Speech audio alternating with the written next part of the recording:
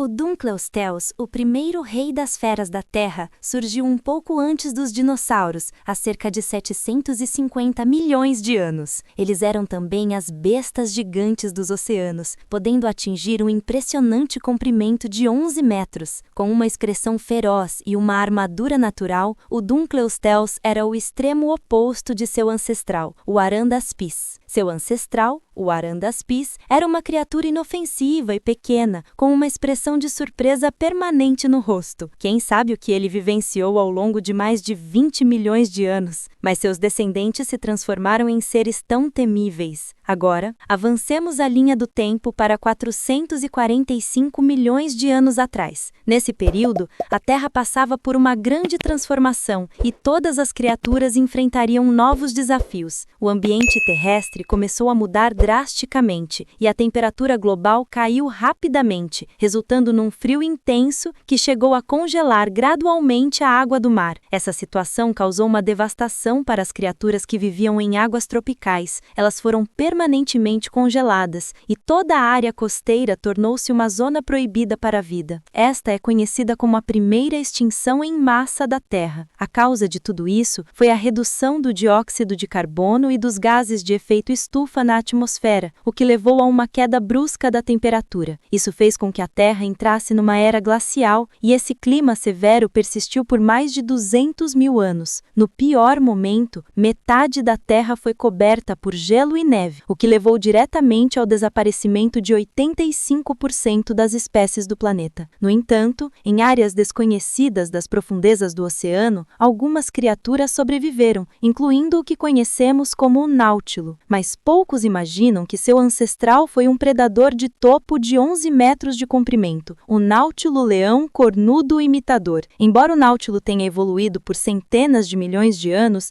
ele quase não mudou até hoje. Diferente de seus ancestrais, o náutilo, embora carnívoro, se alimenta principalmente de pequenos peixes, camarões e moluscos. Enquanto a superfície estava coberta de gelo e neve, as profundezas onde viviam os náutilos não foram afetadas, e o fundo do mar escuro tornou-se um refúgio seguro para eles. Sempre que uma onda de frio chegava, eles nadavam para as profundezas ainda mais escuras, o que explica por que conseguiram escapar da extinção em massa. Em seguida, chegamos a 374 milhões de anos atrás, no período Devoniano, 70 milhões de anos após o grande derretimento do gelo e da neve. O Devoniano é frequentemente chamado de a Idade dos Peixes e foi um período crucial para a explosão dos vertebrados. Este gigante é uma das criaturas mais representativas desse período, o Dunkleosteus. Nessa época, eles eram os reis dos oceanos. No entanto, o mais incrível é que este ser de aparência feroz, o gigantesco Dunkleosteus,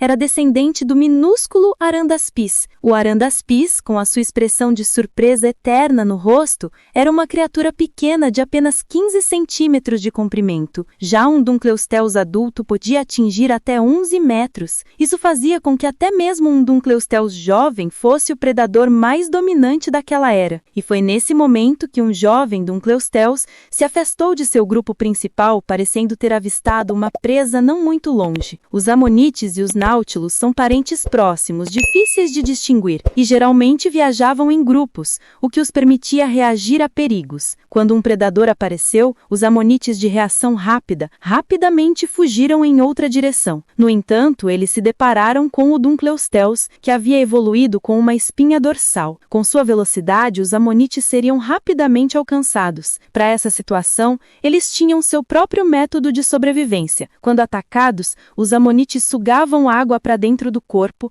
pressionavam-na e expeliam-na, o que os permitia mover-se mais rapidamente. Essa habilidade era suficiente para lidar com esse jovem Dunkleosteus. Após vários ataques sem sucesso, o Dunkleosteus mudou de tática e começou a circular os amonites. Nesse momento, os amonites apontavam a sua concha para o predador para evitar um ataque surpreendente do Dunkleosteus. Embora estivessem seguros por enquanto, esse impasse não duraria sabia muito, porque o Dunkleosteus tinha uma arma secreta, sua força de mordida superpoderosa e seus dentes que pareciam lâminas. Isso porque os seus dentes, na verdade, eram as bordas do crânio. Neste instante, o Dunkleosteus estava procurando o ângulo certo, preparando-se para derrubar o Amonite de uma só vez. Quando o Amonite pensou que havia escapado dessa vez, ele não sabia que o verdadeiro perigo já havia vindo de baixo. Felizmente, este Dunkleosteus ainda não estava totalmente desenvolvido, e sua força de mordida atual não era suficiente para quebrar a casca dura do Amonite. Mas todos parecem ter esquecido que havia um Dunkleosteus adulto por perto. Ele já havia notado tudo o que estava acontecendo ali, e com facilidade rasgou a concha da qual o Amonite tanto se orgulhava. Isso prova que as criaturas com espina dorsal já eram extremamente poderosas. A partir desse momento,